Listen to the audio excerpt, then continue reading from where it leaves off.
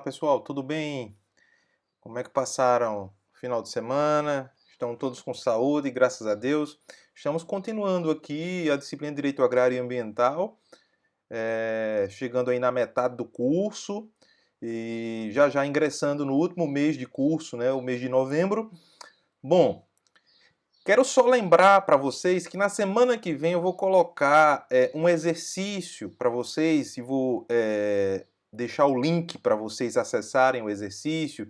Vocês vão ter uma semana para a realização desse exercício e esse exercício corresponderá a 50% da segunda nota, tá ok? Que é a nossa última nota. 50% da nossa segunda nota. Então, semana que vem, certo? Na nossa aula, na quinta-feira, eu vou disponibilizar o link. Vocês terão até a outra quinta-feira, uma semana de prazo, para entregar, fazer o exercício, tá certo? Que valerá 50% da nossa segunda nota, certo? Depois vou marcar a outra parte da nota, os outros 50%, vou marcar outra atividade, nós faremos essa atividade e completaremos esse momento. Agora vamos para o nosso conteúdo. Bom, se você tiver alguma dúvida, coloca no chat, vou projetar aqui a nossa aula de hoje. Coloca no chat a dúvida, certo? A dúvida que você tiver, não deixa de colocar no chat.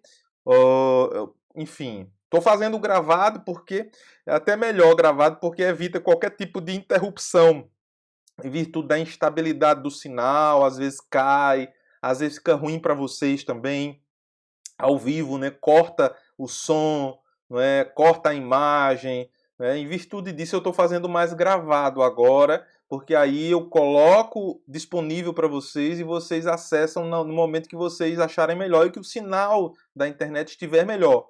Né? Não é padrão esse sinal para todos, né? Tem pessoas que têm acesso a um sinal mais fraco, outros a um sinal mais forte, depende da região.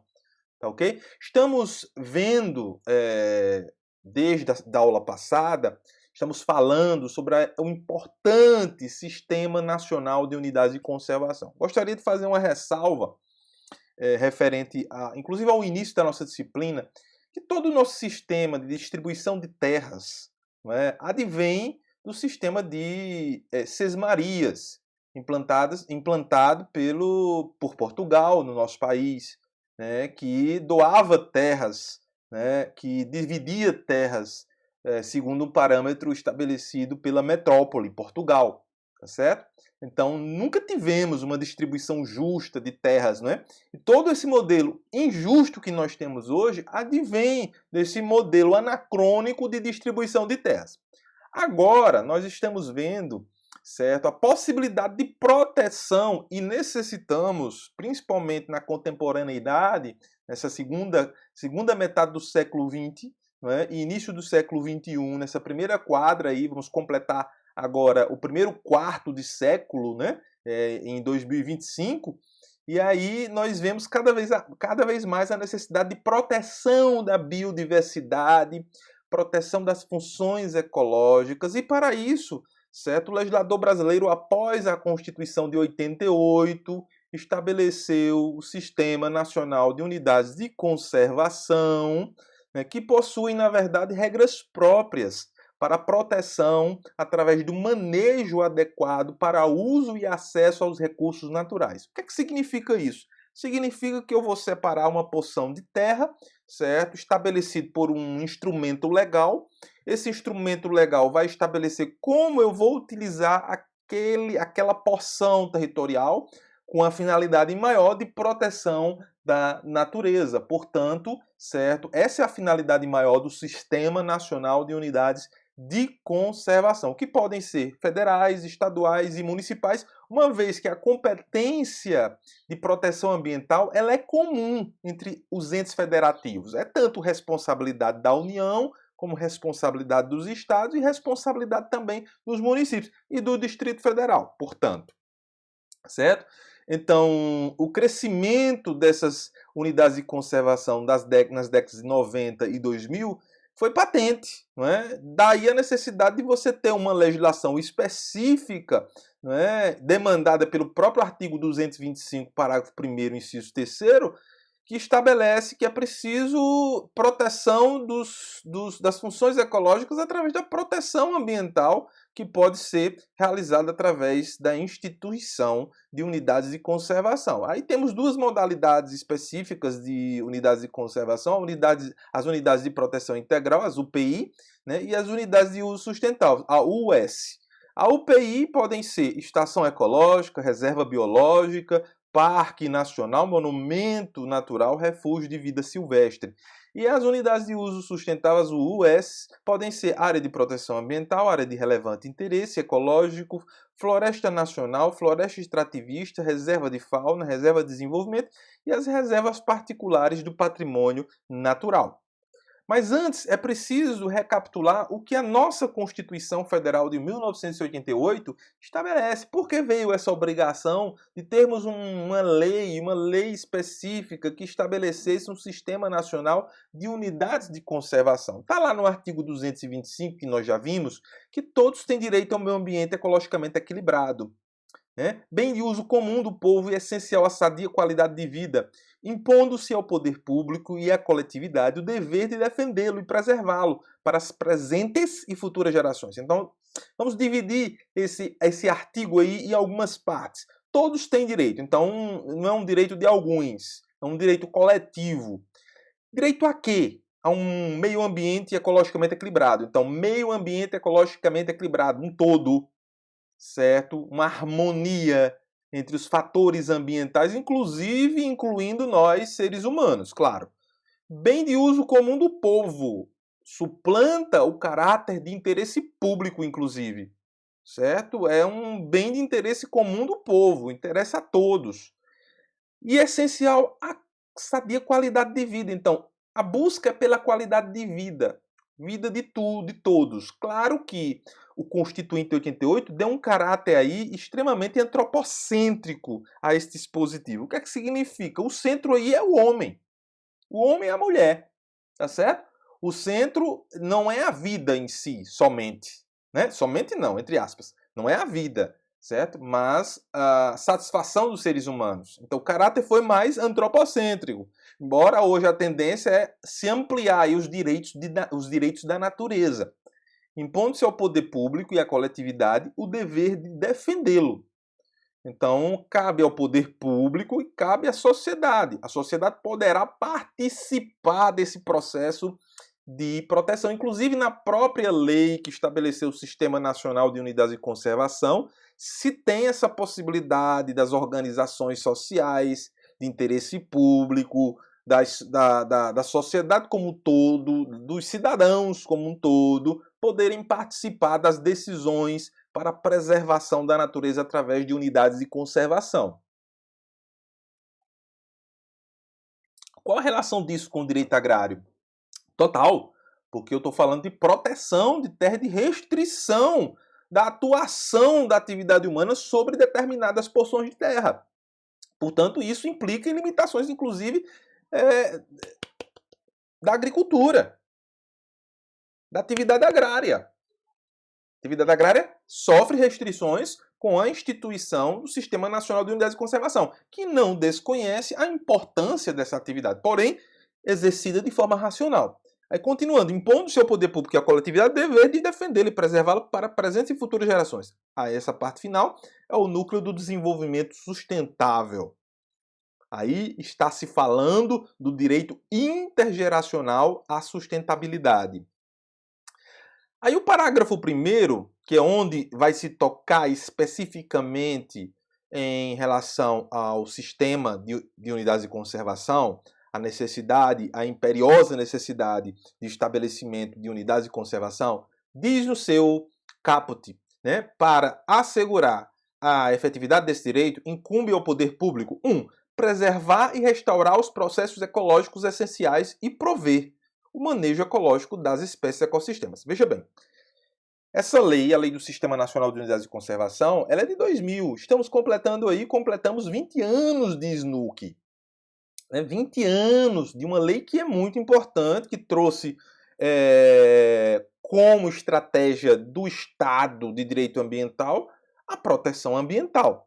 E esse inciso 1º fala claramente que cabe ao poder público, embora o artigo 225 fale que é responsabilidade do poder público e também da sociedade, mas aí ele está falando das funções do poder público. O que toca para o poder público? Toca preservar e restaurar os processos ecológicos essenciais e prover o manejo ecológico das espécies e ecossistemas.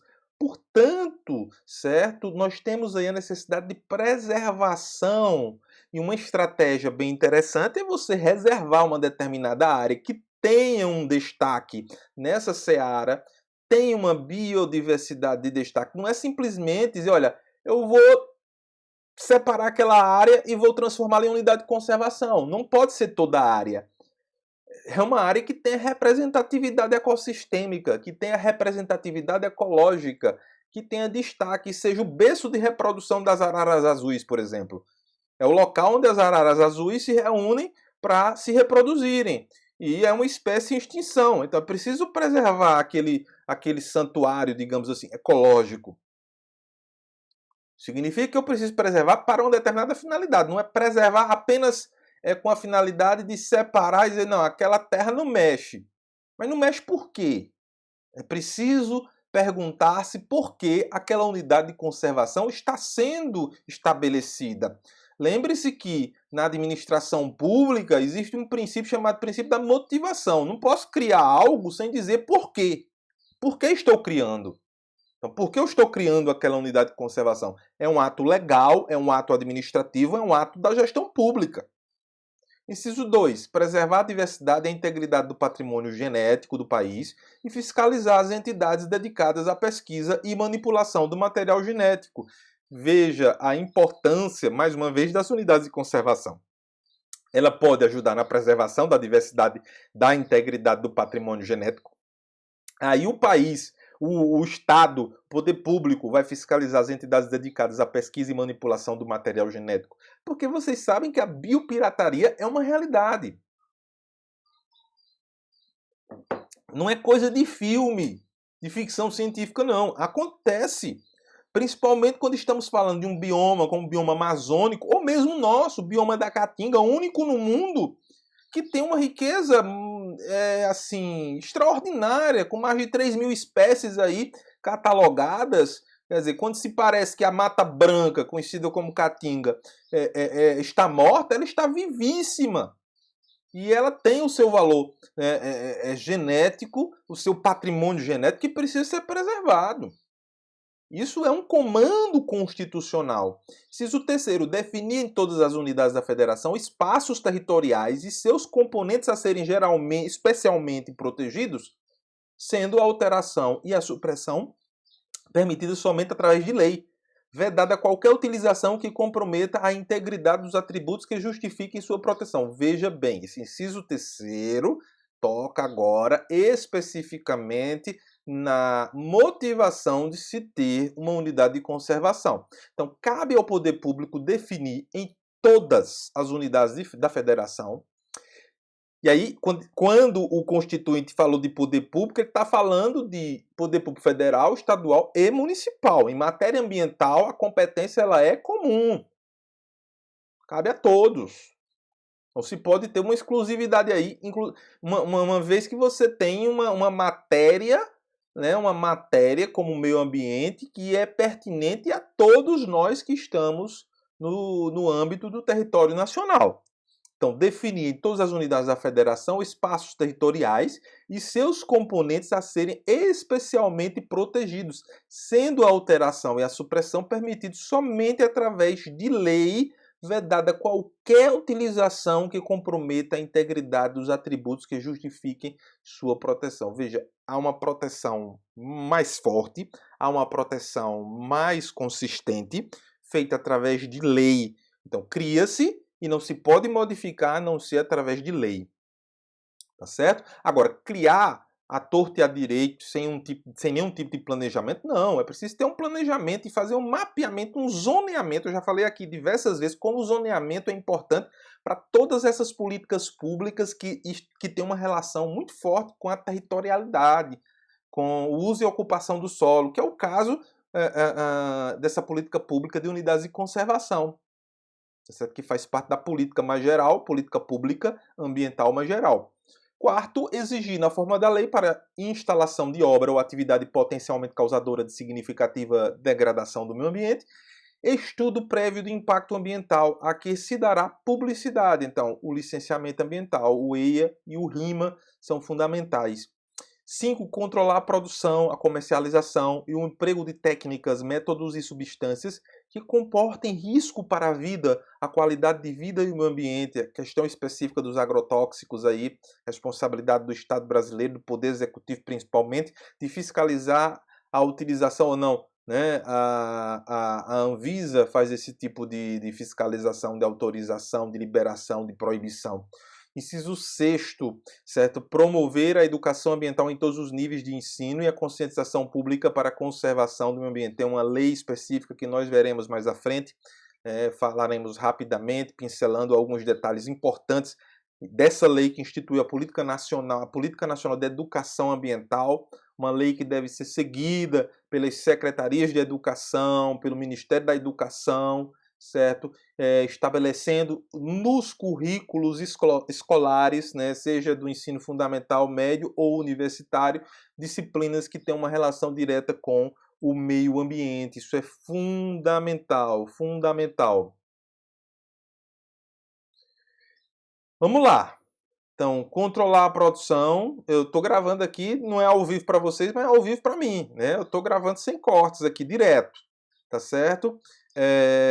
Promover a educação ambiental e 7º, proteger a fauna e a flora, vedadas na forma da lei as práticas que coloquem em risco sua função ecológica, provoquem a extinção de espécies ou submetam os animais à crueldade. Proteger a fauna e a flora, vedadas na forma da lei as práticas que coloquem em risco sua função ecológica, provoquem a extinção de espécies ou submetam os animais à crueldade. Então, proteção dos animais. Foi até sancionada uma lei, né, agora sobre os animais de estimação, maltratos a esses animais, maus tratos, né, estabelecendo aí um aumento de pena para esses criminosos.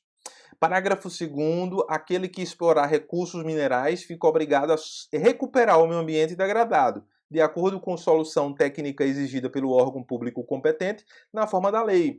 Então, a Agência Nacional de Mineração, ela é a agência fiscalizadora desse processo, juntamente com o Ministério do Meio Ambiente, o IBAMA e o ICMBio, que é o instituto que vai, Chico Mendes, da Biodiversidade, que fiscaliza e que gerencia as unidades de conservação e toda a política nacional referente à conservação ambiental através de unidades de conservação é gerenciada diretamente pelo Instituto Chico Mendes, o ICMBio.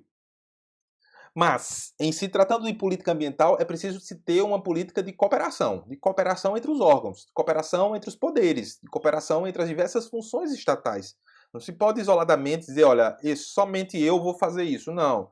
Tem-se aí uma colaboração, inclusive, com a academia, muito forte. Parágrafo 3º. As condutas e atividades consideradas lesivas ao meio ambiente sujeitarão os infratores, pessoas físicas ou jurídicas, a sanções penais e administrativas, independentemente da obrigação de reparar os danos causados. Então, você tem 3 searas aí, a seara civil, administrativa e penal. Então, você pode reparar os danos no plano civil, no plano administrativo e no plano penal, certo? Através das penalizações, sanções existentes estabelecidas em lei. Aí é o princípio da legalidade.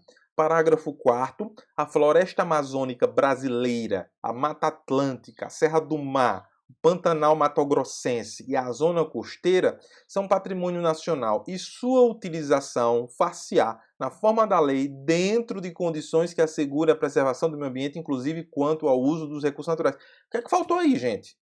Faltou cerrado, faltou caatinga, nossa Mata Branca, e faltou também o Pampa gaúcho, né? Então, 3 ausências aí que são incômodas, porque esses 3 biomas são importantíssimos. Cerrado aí no berço das águas, né? no coração do Brasil, a nossa Caatinga, né? Que é enorme, parte do norte de Minas Gerais vai até mais da metade do Piauí, vai quase o Piauí todo, tá certo?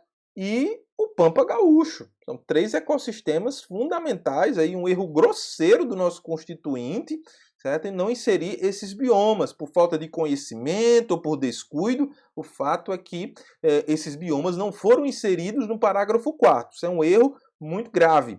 É importante? Isso vai definir ou vai redefinir a política? Isso tem alguma utilidade? Tem, claro. Se você estabelece isso como parâmetro constitucional, todas as demais políticas referentes àquele bioma serão influenciadas e ganharão um grau de importância legal elevado, né? Isso nos dá instrumentos jurídicos mais claros, mais sistemáticos, mais assertivos, né? Muito mais do que se como não se tem agora. Embora que a gente possa interpretar de forma implícita que a Caatinga, o Cerrado, certo? E o Pampa Gaúcho está aí na Constituição, está protegido, e claramente está protegido. Agora, poderia estar mais claro se fosse inserido como patrimônio nacional aí no parágrafo 4º, tá ok?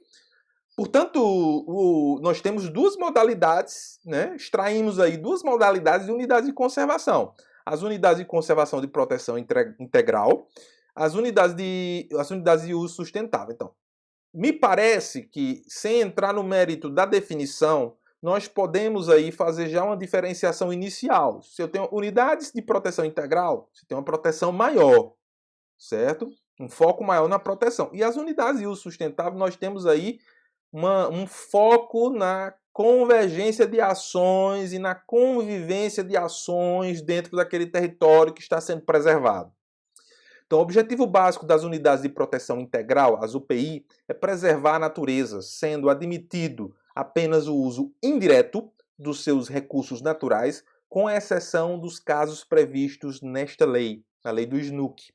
Né? O objetivo básico das unidades de uso sustentável é compatibilizar a conservação da natureza com o uso sustentável de parcela dos seus recursos naturais. Veja que aí já é mais flexível. Vamos ver cada modalidade, cada tipo das classificações dentro dessa dicotomia classificatória entre UPI e US. Então, as UPI, as unidades de proteção integral. Primeira modalidade são as estações ecológicas. Vou tomar um pouquinho d'água aqui.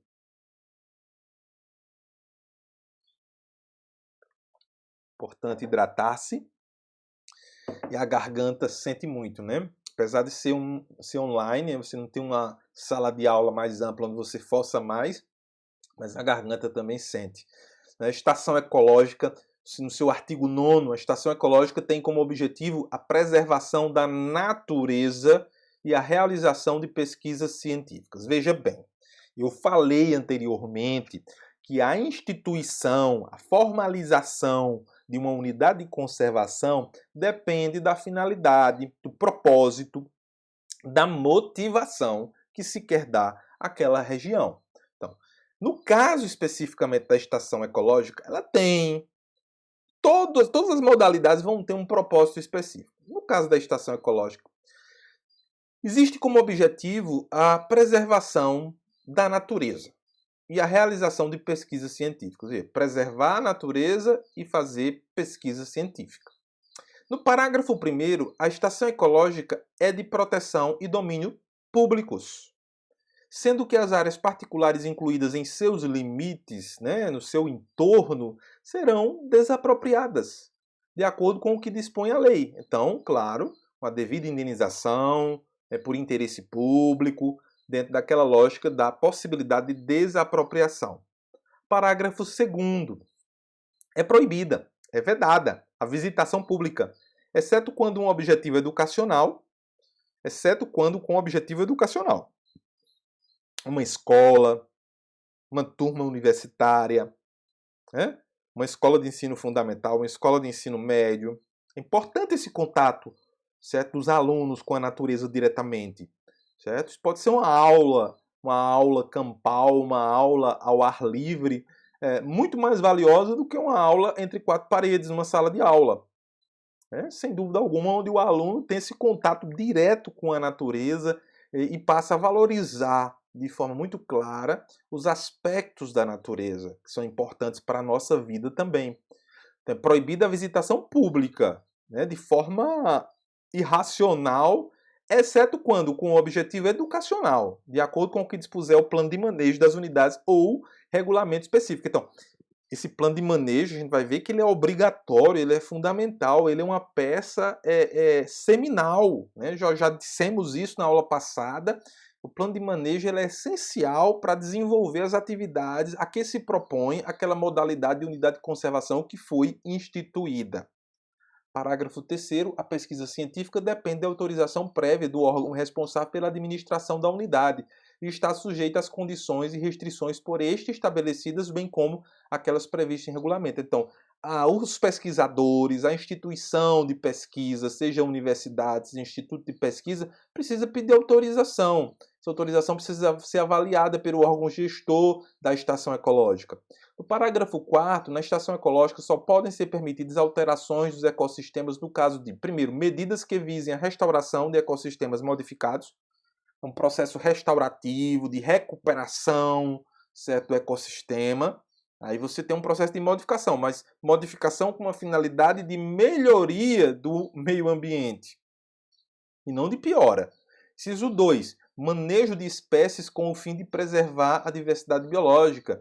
Então, manejo adequado através de profissionais competentes, formados para aquilo, veterinários, pessoas que têm biólogos, que têm conhecimento sobre o assunto, realizam um manejo adequado com a finalidade de preservar a diversidade biológica. 3. Coleta de componentes dos ecossistemas com finalidades científicas. Então, a finalidade científica autorizada pelo órgão gestor da estação ecológica. E 4, pesquisas científicas cujo impacto sobre o ambiente seja maior do que aquele causado pela simples observação ou pela coleta controlada de componentes dos ecossistemas, em uma área correspondente a no máximo 3% da extensão total da unidade e até o limite de 1.500 hectares. Então, pesquisa científica cujo impacto sobre o ambiente seja maior do que aquele causado pela simples observação. Então, a minha interferência causa um impacto maior e esse impacto, eu posso inferir daí que esse impacto é positivo. Não é um impacto negativo, senão seria proibido. Tá ok? Outra modalidade de UPI, de Unidade de Proteção Integral, é a reserva biológica. A reserva biológica tem como objetivo a preservação integral da biota e demais atributos naturais existentes em seus limites, sem interferência humana direta ou modificações ambientais, excetuando-se as medidas de recuperação de seus ecossistemas alterados e as ações de manejo necessárias para recuperar e preservar o equilíbrio natural, a diversidade biológica e os processos ecológicos naturais. Então, uma reserva biológica pressupõe um caráter faunístico, florístico, um caráter de biossistêmico extremamente destacável, que é essencial você ter uma proteção mais rígida, porque vocês podem depreender desse conceito do artigo 10, que existe aí a necessidade de uma proteção mais rígida daquela área, porque você precisa restaurar, precisa recuperar aquele bioma, aquela biota, aquela parcela do bioma, tá certo? Tá ok? Então, parágrafo 1º, a reserva biológica é de posse e de domínio públicos, mais uma vez, sendo que as áreas particulares incluídas em seus limites serão desapropriadas de acordo com o que se dispõe a lei, certo? A possibilidade e a dever de desapropriação das áreas privadas do entorno de modo a estabelecer uma zona, uma zona de proteção da própria reserva biológica. Parágrafo 2º, é proibida a visitação pública, exceto aquela com objetivo educacional, de acordo com o regulamento específico, muito parecido com a anterior que nós vimos. Parágrafo 3º, a pesquisa científica depende de autorização prévia do órgão responsável pela administração da unidade e está sujeita às condições e restrições por este estabelecidas, bem como aquelas previstas em regulamento. O Parque Nacional. Parque Nacional, que é muito conhecido, é muito falado, essa modalidade,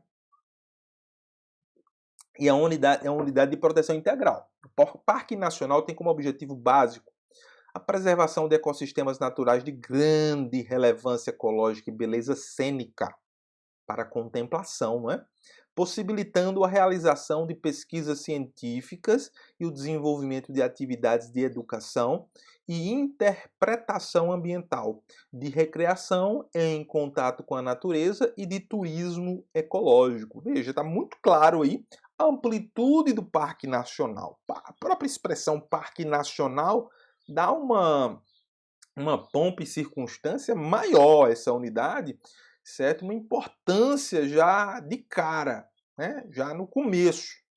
Fala que o Parque Nacional tem como objetivo básico a preservação de ecossistemas naturais de grande relevância, frisem aí, grande relevância ecológica e beleza cênica. Relevância ecológica e beleza cênica, né? Para contemplação.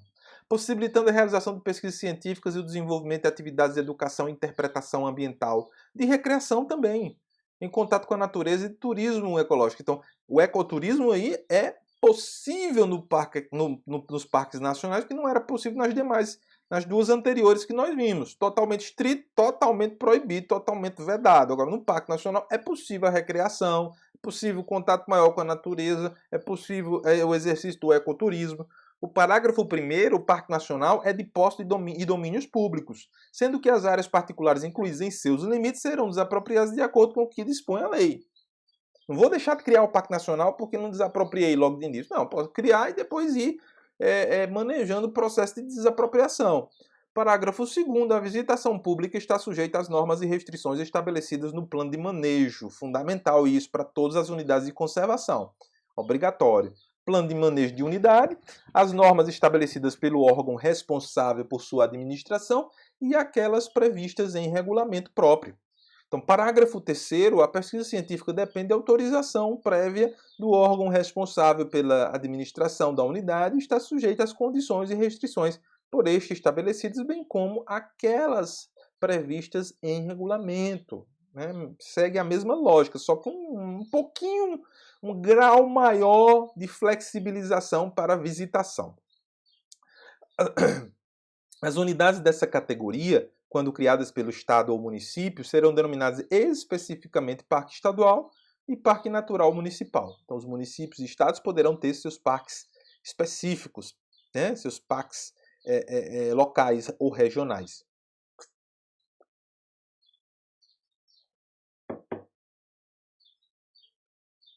Monumento natural. O monumento natural tem como objetivo básico preservar sítios naturais raros, singulares ou de beleza cênica singular, de grande beleza cênica. Um exemplo aqui é o Parque dos Dinossauros, né? O Parque dos Dinossauros o Parque Monumento Natural dos Dinossauros lá em Sousa, na verdade, a gente chama parque, mas é um Monumento Natural dos Dinossauros, que é um parque estadual. Não é? É um monumento natural que tem essa finalidade de preservar um sítio arqueológico fundamental, né? Onde você pode encontrar fósseis, você pode encontrar vestígios de civilizações antigas, você pode encontrar pegadas de animais pré-históricos, por exemplo, certo? Parágrafo 1º, o monumento natural pode ser constituído por áreas particulares, desde que seja possível compatibilizar os objetivos da unidade com a utilização da terra e dos usos e dos recursos naturais do local pelos proprietários. Então, aí já não é mais obrigatório você desapropriar. Você tenta, num processo de simbiose, né, conviver com os usos particulares das propriedades. Então, o monumento natural pode ser constituído por terras particulares, por áreas particulares, desde que seja possível compatibilizar os objetivos da unidade com a utilização da terra e dos recursos naturais do local pelos proprietários. A prioridade é a preservação desses sítios arqueológicos, sítios naturais raros. Essa é a prioridade. Parágrafo 2º, havendo incompatibilidade entre os objetivos da área e as atividades privadas ou não havendo aquiescência do proprietário às condições propostas pelo órgão responsável pela administração da unidade para a coexistência do monumento natural com o uso da propriedade, a área deve ser desapropriada de acordo com o que dispõe a lei. Então, se ele relutar, se não houver um acordo, um consenso, poderá a área ser desapropriada. Parágrafo 3º fala que a visitação pública está sujeita às condições e restrições estabelecidas no plano de manejo. Mais uma vez, plano de manejo é quem vai estabelecer a organização de visitação ou de utilização desse monumento natural. tá certo? As normas estabelecidas pelo órgão responsável por sua administração e aquelas previstas em regulamento. Outra modalidade de UPI, de Unidade de Preservação Integral, não é? De proteção integral, aliás, Refúgio da Vida Silvestre, no artigo 13 fala o seguinte: o Refúgio da Vida Silvestre tem como objetivo proteger ambientes naturais onde se asseguram condições para a existência ou reprodução de espécies ou comunidades da flora local e da fauna residente ou migratória. Aquilo que eu falei, aquele exemplo que eu falei das araras azuis, seria um refúgio da vida silvestre. Eu tenho ali uma zona onde os animais utilizam aquela região ali, eles vão ali para reproduzirem. Então, isso é possível, você localizar esse tipo de região, de espaço, de território, se você efetivamente fizer um zoneamento. Sem o zoneamento, sem o esquadrinhamento do território, sem o mapeamento, é impossível. Não é por adivinhação, é por estudos sérios, por pesquisa científica séria, através de profissionais capacitados para isso. Geógrafos, biólogos, botânicos, certo? Veterinários até. Parágrafo 1º, o refúgio da vida silvestre pode ser constituído por áreas particulares. Há essa possibilidade, desde que seja possível compatibilizar os objetivos da unidade com a utilização da terra e dos recursos naturais do local pelos proprietários. Veja, mais uma modalidade de unidade de conservação onde é possível você aliar, certo, a propriedade privada rural, certo, com a propriedade pública, desde que haja um consenso aí, um acordo.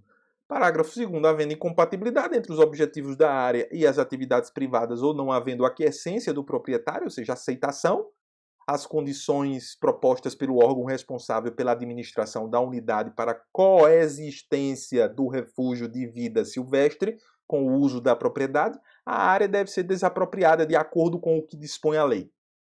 A desapropriação, ela prevalece no caso de não aquiescência. Então, o acordo é o caminho para que não haja desapropriação. Parágrafo 3º, a visitação pública está sujeita às normas e restrições estabelecidas, mais uma vez, no plano de manejo da unidade, as normas estabelecidas pelo órgão responsável por sua administração, aquelas previstas em regulamento.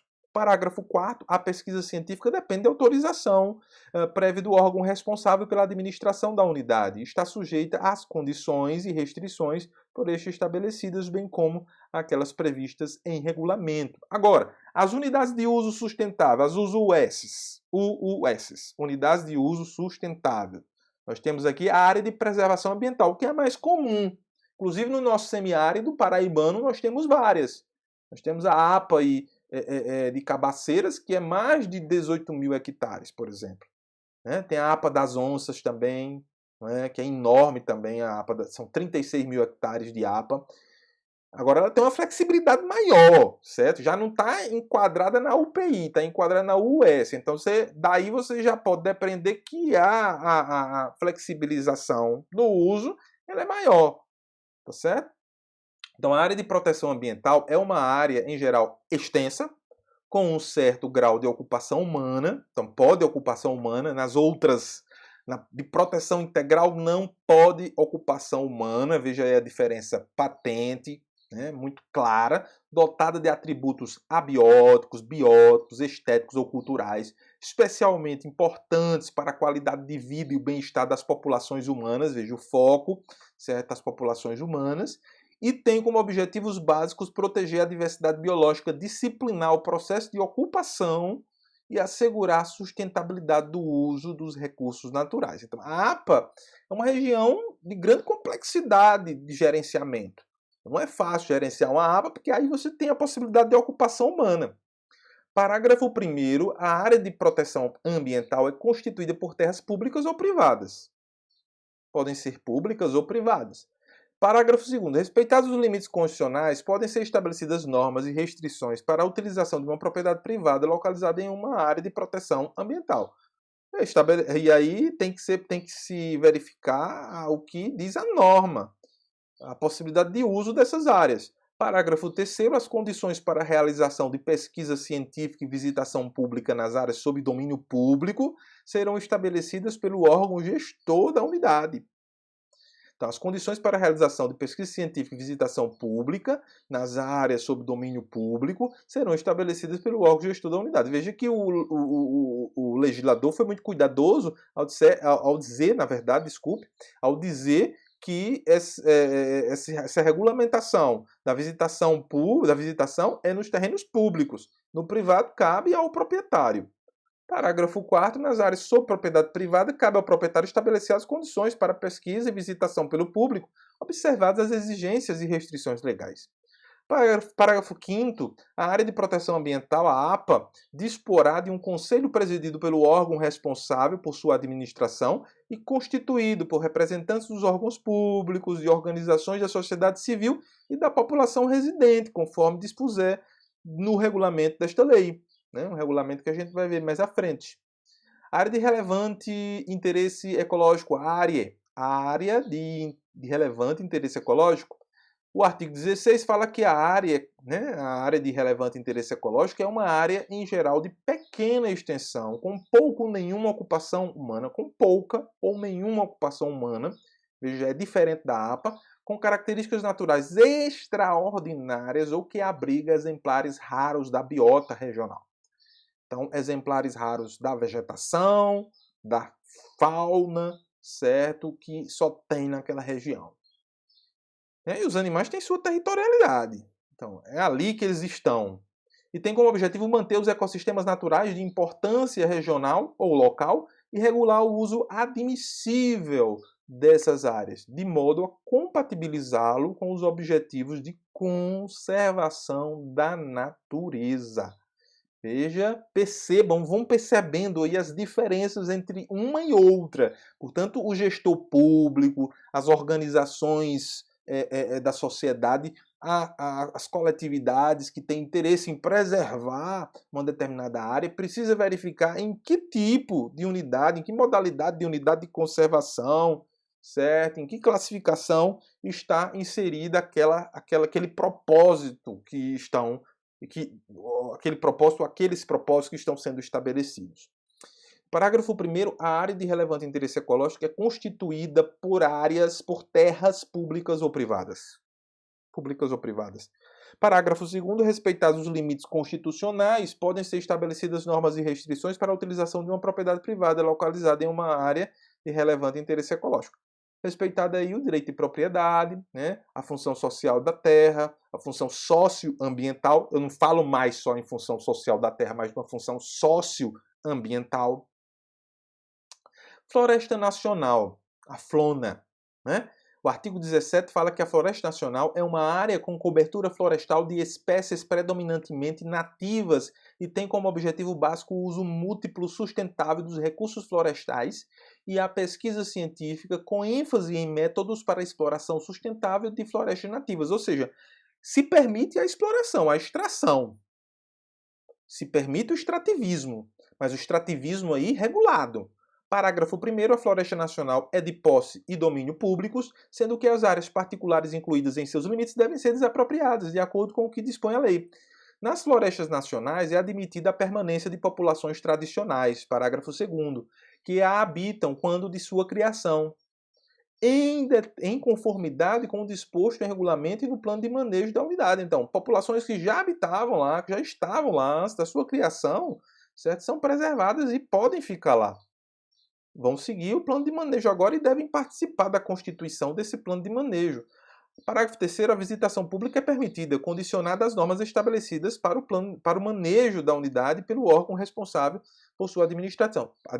Parágrafo 4º. A pesquisa é permitida e incentivada, sujeitando-se à prévia autorização do órgão responsável pela administração da unidade, as condições e restrições por este estabelecidas e aquelas previstas em regulamento. O parágrafo 5º fala que a FLONA disporá de um conselho consultivo, presidido pelo órgão responsável por sua administração e constituído por representantes de órgãos públicos, de organizações da sociedade civil e, quando for o caso, das populações tradicionais residentes. A unidade desta categoria quando criada pelo Estado ou município, será denominada, aliás, respectivamente, floresta estadual e floresta municipal. Certo? Muda conforme a unidade federativa que criou. Reserva extrativista. A reserva extrativista é uma área utilizada por populações extrativistas tradicionais, como áreas de seringais, por exemplo. Veja que aflora, certo? Fala com ênfase em métodos para exploração sustentável. Então, ela permite um certo nível de extração, certo? A reserva extrativista, ela já tem no próprio nome, na sua própria denominação, a expressão extrativista. Então, já se sabe que a reserva extrativista é uma área utilizada por populações extrativistas tradicionais, como os seringueiros, por exemplo, cuja subsistência baseia-se no extrativismo e, complementarmente, na agricultura de subsistência e na criação de animais de pequeno porte, e tem como objetivos básicos proteger os meios de vida e a cultura dessas populações e assegurar o uso sustentável dos recursos naturais da unidade. Então, sabe-se que determinadas populações, determinadas comunidades dependem da floresta para sobreviver. Então, não fechando os olhos para isto, é possibilitado, e há uma possibilidade muito concreta, de se instituir uma unidade de conservação com esse cunho misto, né, de cumprir o seu desiderato de proteção ambiental e o seu desiderato de utilidade para a sobrevivência humana. Veja, não se trata de uma exploração em larga escala, mas de um processo capitaneado por uma população, certo? Uma comunidade já tradicionalmente extrativista. Parágrafo 1º, a reserva extrativista é de domínio público, com o uso concedido às populações extrativistas tradicionais, há uma concessão, né? Eles são usufrutuários, eles não são proprietários, tá certo? Com uso concedido às populações extrativistas tradicionais, conforme o disposto no artigo 23, desta lei, e em regulamentação específica, sendo que as áreas particulares incluídas em seus limites podem ser desapropriadas, de acordo com o que dispõe a lei. No parágrafo 2º, a reserva extrativista será regida por um conselho deliberativo. Haverá um conselho dessa reserva extrativista. Posso chamar até de RESEX, né? Reserva extrativista.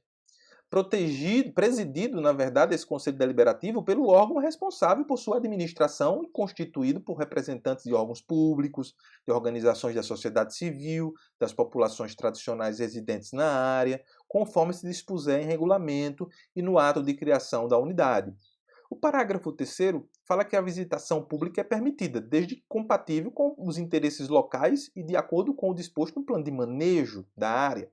O parágrafo 4º fala que a pesquisa científica é permitida e incentivada, sujeitando-se à prévia autorização do órgão responsável pela administração da unidade, às condições e restrições por este estabelecidas e às normas previstas em regulamento. O plano de manejo da unidade será aprovado pelo seu Conselho Deliberativo, parágrafo 5º. Parágrafo 6º são proibidas a exploração de recursos minerais e a caça amadorística ou profissional. Caça proibida. Proibida a exploração de recursos minerais também, a mineração.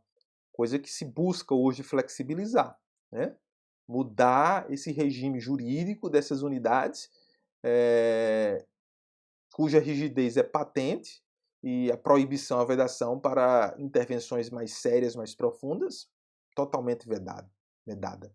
Parágrafo 7º, a exploração comercial de recursos madeireiros só será admitida em bases sustentáveis e em situações especiais e complementares às demais atividades desenvolvidas na reserva extrativista, conforme o disposto em regulamento e no plano de manejo da unidade.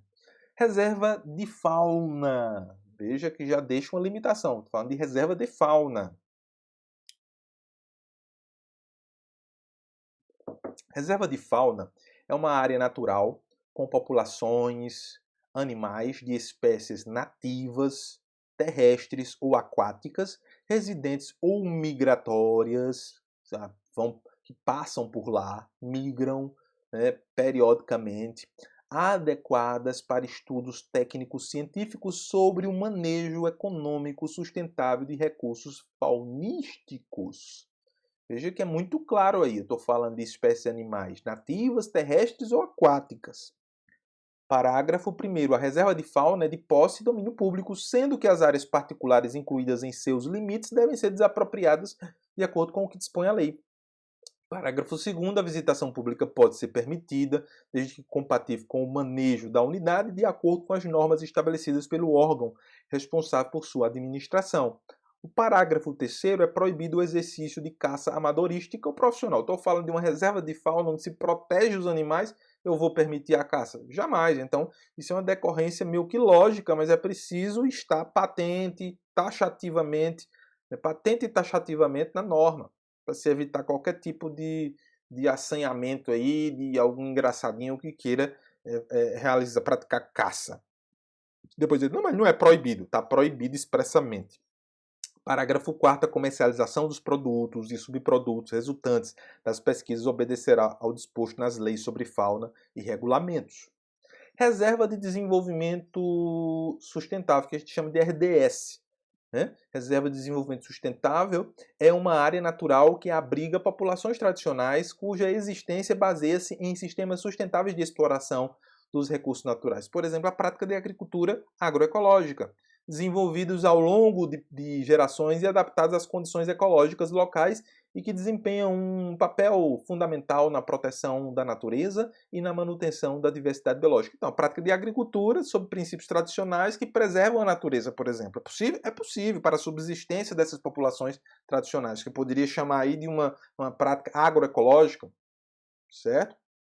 Parágrafo 1º. A Reserva de Desenvolvimento Sustentável tem como objetivo básico preservar a natureza e, ao mesmo tempo, assegurar as condições e os meios necessários para a reprodução e a melhoria dos modos e da qualidade de vida e exploração dos recursos naturais das populações tradicionais. Então, a finalidade também é compatibilizar a utilização humana com a proteção da natureza, bem como valorizar, conservar e aperfeiçoar o conhecimento e as técnicas de manejo do ambiente desenvolvido por estas populações. Então, o conhecimento tradicional, o saber tradicional, ele é valorizado segundo a lei. Parágrafo 2º, a Reserva de Desenvolvimento Sustentável, a RDS, é de domínio público, sendo que as áreas particulares incluídas em seus limites devem ser, não é que podem, devem ser, quando necessário, desapropriadas, de acordo com o que dispõe a lei. O legislador colocou aí o quando necessário, aí, fazendo essa ressalva. Parágrafo 3º, o uso das áreas ocupadas pelas populações tradicionais será regulado de acordo com o disposto no artigo 23 desta lei e em regulamentação específica. O uso das áreas ocupadas pelas populações tradicionais será regulado de acordo com o disposto no artigo 23 desta lei e em regulamentação específica.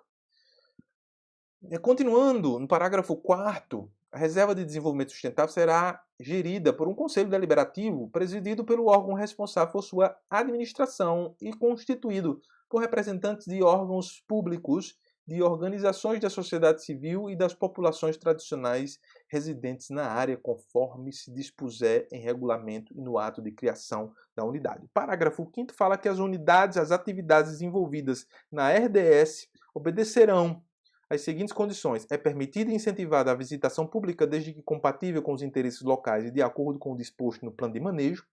É permitida e incentivada a pesquisa científica voltada à conservação da natureza, à melhor relação das populações residentes com o seu meio e à educação ambiental, sujeitando-se à prévia autorização do órgão responsável pela administração da unidade, às condições e restrições por este estabelecidas e às normas previstas em regulamento. Inciso 3º, deve ser sempre considerado o equilíbrio dinâmico entre o tamanho da população e a conservação. Que tamanho de população eu estou lidando? Com que tamanho de população eu estou lidando? Com que nível, com que quantidade de pessoas? E quarto, é admitida a exploração de componentes dos ecossistemas naturais em regime de manejo sustentável e a substituição da cobertura vegetal por espécies cultiváveis, desde que sujeitas ao zoneamento, às limitações legais e ao plano de manejo. Parágrafo 6º, o plano de manejo da Reserva de Desenvolvimento Sustentável definirá as zonas de proteção integral.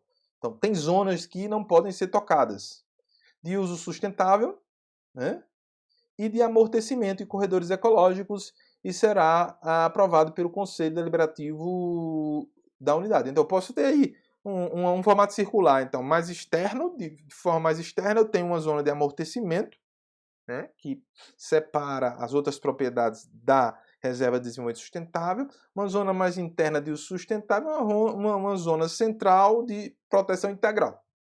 Um exemplo, pode ser em outra localidade, não precisa ser central. E as reservas particulares do patrimônio natural, que são importantes também, uma vez que valorizam a atitude pessoal, a atitude de proprietários que têm um viés conservacionista. Né? Então, o artigo 21, reserva particular do patrimônio natural, é uma área privada, gravada com perpetuidade, com o objetivo de observar a diversidade biológica. O que é que significa gravado com perpetuidade? Significa que no momento que eu crio minha reserva particular do patrimônio natural, minha RPPN, ela é de minha propriedade, porém ela está gravada com perpetuidade. Mas nunca eu posso voltar atrás. Eu posso desfazer minha RPPN. No momento que eu decido, por isso que tem que ser uma decisão bem pensada, uma decisão bem clara, bem consciente, porque não tem mais volta. Parágrafo 1º fala que o gravame de que trata este artigo constará de termo de compromisso assinado perante o órgão ambiental que verificará a existência de interesse público e será averbada a margem de inscrição no registro público de imóveis. Então, o registro lá da terra, o registro público de imóveis está lá gravado mostrando que tem esse grau de perpetuidade, esse gravame aí de perpetuidade, uma vez que foi constituído como RPPN e é assinado um termo de compromisso no órgão ambiental específico. Parágrafo 2º, só poderá ser permitida na reserva particular de patrimônio natural conforme se dispuser em regulamento a pesquisa científica, a visitação é possível, a visitação com objetivos turísticos, recreativos e educacionais. E o parágrafo 3º, os órgãos integrantes do SNUC, sempre que possível e oportuno, prestarão orientação técnica e científica ao proprietário de RPPN, para a elaboração de um plano de manejo ou de proteção e de gestão da unidade. Essa é uma contrapartida do setor público, que valorizando aí uma iniciativa do proprietário, que poderia não ter tido essa iniciativa, continuar produzindo, desenvolvendo sua agricultura, resolve preservar para além da zona que já é reservada legalmente, da reserva legal dos 20%, por exemplo, ou dos 80% na área de floresta tropical, ali na Amazônia, por exemplo. Na Amazônia legal. Para diretrizes gerais, para todas essas unidades de conservação que nós vimos até agora. Então, as unidades de conservação são criadas pelo poder público, segundo o procedimento estabelecido em regulamento. Isso aí é uma regra geral. Embora você tenha as RPPNs, que são criadas pela iniciativa privada, iniciativa do proprietário, mas que tem um termo de compromisso do órgão público e que o órgão público pode dizer, não há interesse em considerar essa área RPPN. É difícil acontecer isso, mas a legislação deixa essa brecha. Deixa essa brecha porque tem a aprovação lá do termo de compromisso. A criação de uma unidade de conservação deve ser precedida de estudos técnicos e de consulta pública, que permitam identificar a localização, a dimensão e os limites mais adequados para a unidade, conforme se dispuser em regulamento. É aquilo que eu venho dizendo desde o começo. É preciso um estudo, é preciso ter pessoas profissionais envolvidos nesse processo de formação de unidades de conservação, porque não é um ato simples. A ampliação dos limites de uma unidade de conservação, sem modificação dos seus limites originais, exceto pelo acréscimo proposto, pode ser feita por instrumento normativo do mesmo nível hierárquico que criou a unidade. Se for criado por lei, só pode ser desfeito, modificado, alterado por outra lei, né? Desde que obedecidos os procedimentos de consulta estabelecidos no parágrafo 2º deste artigo, que já foi dito, já foi mencionado aqui. A desafetação ou redução dos limites de uma unidade de conservação só poderá ser feita mediante lei específica. O que é desafetação? Deixar de ser unidade de conservação. Ou a redução de limites. Vamos transformar aquela unidade de conservação numa propriedade normal, que eu possa explorar mais. A desafetação ou redução dos limites, que está muito em voga a discussão hoje, os projetos de lei tramitando no Congresso Nacional para redução de florestas nacionais, né, de parques nacionais, a gente tem que ter muito cuidado. A redução dos limites de uma unidade de conservação só pode ser feita mediante lei específica.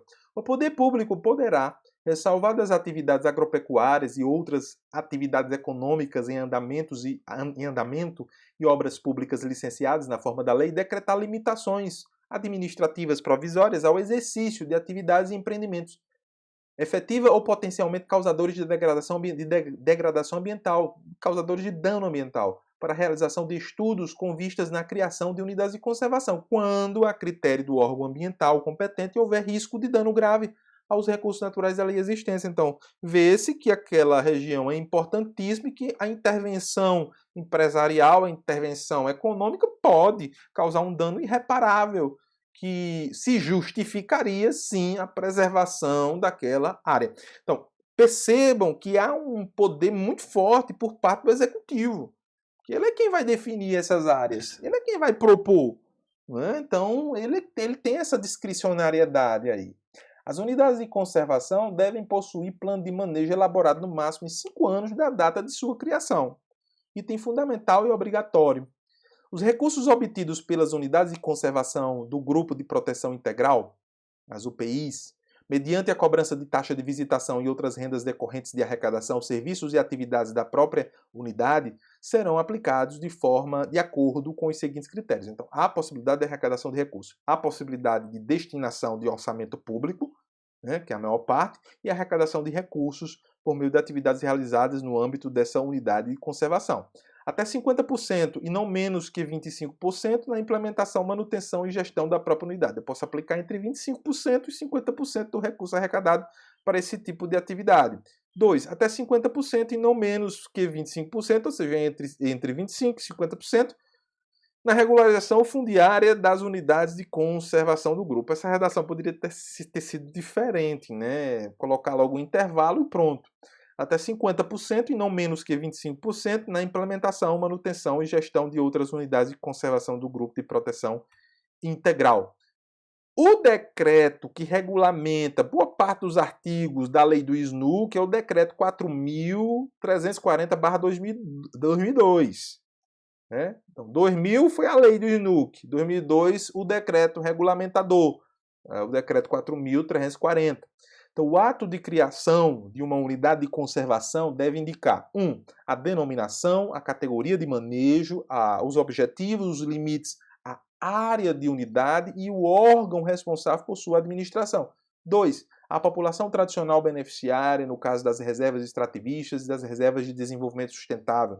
3. A população tradicional residente, quando couber, no caso das florestas nacionais, florestas estaduais e florestas municipais. E 4. As atividades econômicas de segurança e de defesa nacional envolvidas. Nós temos possibilidade de estabelecer que é de interesse da soberania nacional, mas o Brasil tem que ter, a República, né, através do governo central, precisa ter isso muito claro no seu planejamento. Não é só dizer. Então, a consulta pública para a criação de unidades de conservação tem a finalidade de subsidiar a definição da localização, do tamanho, da dimensão e dos limites mais adequados para a unidade de conservação. Por isso que a participação ela é fundamental. Agora, temos outra área que já está embutida, certo, na propriedade rural, que nós chamamos de área de reserva legal, que muitos de vocês já ouviram falar, né? Já ouviram falar através de conversas com agricultores, com proprietários de terra, enfim. De acordo com a Lei 12.651/2012, o Código Florestal, todo imóvel rural deve manter uma área com cobertura de vegetação nativa a título de reserva legal. Isso é reserva legal. Trata-se de área localizada no interior de uma propriedade ou posse rural, com a função de assegurar o uso econômico de modo sustentável dos recursos naturais do imóvel rural, auxiliar a conservação e reabilitação dos processos ecológicos e promover a conservação da biodiversidade, bem como o abrigo e a proteção de fauna silvestre e da flora nativa. Sua dimensão mínima, em termos percentuais relativos à área do imóvel, é dependente de sua localização. Veja bem. Eu estou falando aí de uma perspectiva de desenvolvimento sustentável. Eu tenho a obrigação de preparar e de deixar, né, espécies para as próximas gerações. E não vou devastar tudo que está na propriedade, não. Tem um percentual que vai ficar em pé. Que deve ficar em pé. Que deve ser preservado. Certo? Primeiro, em área de floresta, 80% do imóvel rural deverá ser de reserva legal. No caso da Amazônia é legal, por exemplo. Em área de cerrado, esse percentual baixa para 35% do imóvel rural que deverá ser de reserva legal. As demais áreas, inclusive a nossa de Caatinga, 20% do imóvel rural deverá ser de reserva legal. Então são esses três percentuais, 80, 35 e 20. Então esse é o mapa atual, né? É o desenho atual das unidades de conservação federais. Eu estou falando das federais, né? E aí você tem a legenda mostrando que modalidades, né, existe. Veja, com destaque para o semiárido, tem poucas unidades de conservação federais. Tem outras estaduais que não estão aí, claro, óbvio, e municipais, mas as federais são muito importantes, não estão muito presentes no nosso semiárido, que é um ecossistema extremamente frágil. Mas você tem um número de unidades de conservação federais, com destaque para Paraíba, que não tem nenhuma unidade de conservação federal, tá certo? E aí esse mapa demonstra o avanço das áreas desmatadas no semiárido. Por que eu estou colocando esse mapa aí? Justamente para mostrar que uma das funções da criação das unidades de conservação é justamente evitar essas queimadas. Pode acontecer queimada em unidade de conservação? Claro que pode. Veja o caso do Pantanal. Né? As unidades de conservação estão sendo queimadas, inclusive. Então, no caso semiárido, que é uma mata branca, a gente chama de mata branca, né? Ela é branca a maior parte do tempo, mas basta chover uma semana que ela esverdeia, né? Ela sofre um processo aí constante aí de desmatamento, certo? E de queimadas também, viu? De incêndios também. Essas zonas em vermelho, verde e amarelo já faz parte de um mapeamento recentemente realizado, agora em 2020, que localiza áreas prioritárias para proteção, ou seja, áreas já para criação de unidades de conservação. Em vermelho são as áreas mais críticas, que precisam de preservação. E eu chamo a atenção para a importância também da criação de unidades de conservação no semiárido para a proteção da água. Então, nós temos alguns dados aqui, alguns dados que eu selecionei para vocês. Não é? O semiárido representa 11% do território nacional. 11% do território nacional, certo?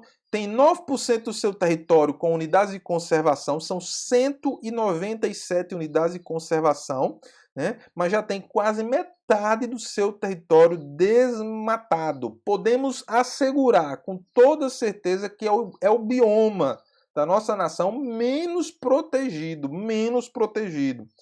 Não é? Por isso que é necessário aí um planejamento integrado que traga luzes para a proteção desse ecossistema tão importante, tão fundamental e tão devastado. Se dá muito destaque à Amazônia, se dá muito destaque ao Cerrado, ao Pantanal, mas há ecossistemas, há biomas que são esquecidos, como a Caatinga, o Pampa Gaúcho, por exemplo. Né? Veja aí, né? Eu também destaco a importância das unidades serem criadas principalmente em zonas onde exista potencialidade para águas subterrâneas. Então, essas unidades de conservação nessas zonas serviriam como corredor de proteção para essas águas subterrâneas. Veja que nesse mapa você tem em azul, azul mais claro, azul escuro, né, principalmente nas bordas do semiárido, uma zona de potencialidade de vazão de águas, ou seja, onde a vazão de água acontece com maior frequência, maior volume. Em amarelo, em verde mais clarinho, vai diminuindo essa potencialidade, principalmente ali no miolo da região do semiárido, né, onde tem menos água. Certo? Mas tem outros objetivos que podem ser cumpridos com a criação de unidades de conservação. E outra dimensão que eu quero chamar a atenção dos senhores e senhoras é justamente em relação ao quadro do saneamento básico no nosso país e a situação do nosso semiárido, que é a segunda pior região em termos, né? E aí eu posso falar em termos de bioma, em termos de saneamento básico. Por que o saneamento é importante? Porque eu estou falando de esgoto tratado. Então, eu uso a água e depois descarto essa água utilizada, muitas vezes contaminada, através do uso industrial, através do uso agrícola, por exemplo, ou do uso doméstico, e lanço no meu ambiente sem nenhum tipo de tratamento.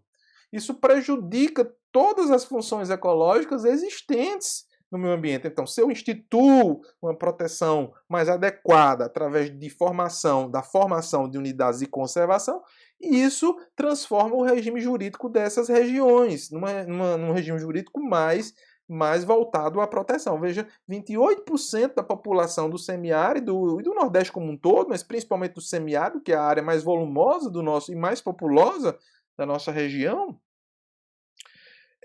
exatamente, é a região semiárida mais populosa do mundo. Então, 28% da população não tem acesso a esgotamento tratado. Então, significa dizer que 72% da população não tem esgotamento tratado. Isso é muito sério, isso é uma calamidade. Tá certo? Veja aí, a produção de esgoto. Né? Há uma ampla produção de esgoto. Quanto mais escuro aí, né, nesse mapa, né, do Instituto Nacional do Semiárido, maior é a produção de esgoto.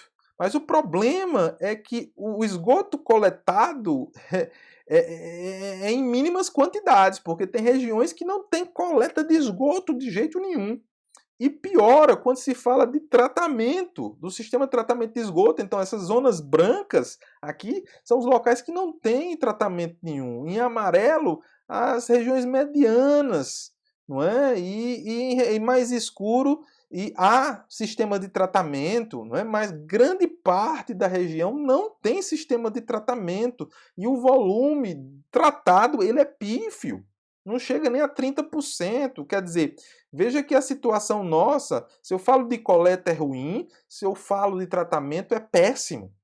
Tá certo? E outro problema mais recente agora, que faz parte do leque de fatores de pressão, é a possibilidade de instalação de 2 usinas nucleares aí próximo ao município de Itacoruba, certo? Em Pernambuco, aí nessa região que está em destaque aí no círculo, né, próximo à unidade de conservação Raso da Catarina e de uma população considerável de indígenas aí em amarelo, no mapa acima, certo? E justamente no Rio São Francisco, no braço aí do Rio São Francisco, seriam construídas 2 usinas atômicas que precisam de água para o seu funcionamento. Isso é muito sério, porque aumenta o risco de desastre nessa região. Eu sou totalmente contra, certo? E isso depende do modelo de desenvolvimento que está sendo empregado. E veja que essa proposta não é do atual governo. A proposta veio de governos progressistas, né? Em virtude do aumento da demanda por energia no Nordeste, principalmente no semiárido, e que as usinas hidrelétricas não dariam conta, numa projeção de médio e longo prazo, de utilização dessa energia. Então, para o crescimento, eu preciso de energia. Mas existem outras fontes de energia, eólica, solar, então é preciso verificar essas outras matrizes, esgotar as possibilidades antes de investir numa tecnologia que não é totalmente segura e que havendo um desastre, ela traz um prejuízo que transpassa gerações. Veja o caso de Chernobyl e outros tantos casos, Fukushima no Japão. Quer dizer, é terrível, né? Os danos causados que se alastram por diversas gerações à frente. Então, quem deve se responsabilizar, portanto, pela questão ambiental? A União, os estados, o Distrito Federal e os municípios. Então, é necessário a gente frisar isso aqui. União, estados, DF e municípios são responsáveis pelo desenvolvimento de toda essa política ambiental que nós vimos agora neste dia. Então, espero que vocês estudem, reassistam essa aula, vejam conceito por conceito e lembrem-se que na próxima aula nós teremos a aplicação, não vai ser uma prova, eu vou deixar disponível para vocês, certo? Numa plataforma, certo? Certamente vai ser na SurveyMonkey, aquela que nós utilizamos, a mesma que nós utilizamos para a prova anterior, e vai ficar disponível por uma semana, onde você poderá fazer a atividade que valerá 50% da nossa segunda nota. Então, agradeço mais uma vez. Se você tiver tendo dúvida, deixa no chat aí para nós, ou na próxima aula, numa próxima oportunidade ao vivo, a gente pode tirar essa dúvida. Mas eu agradeço, bom final de semana para todos, um abraço e até a próxima.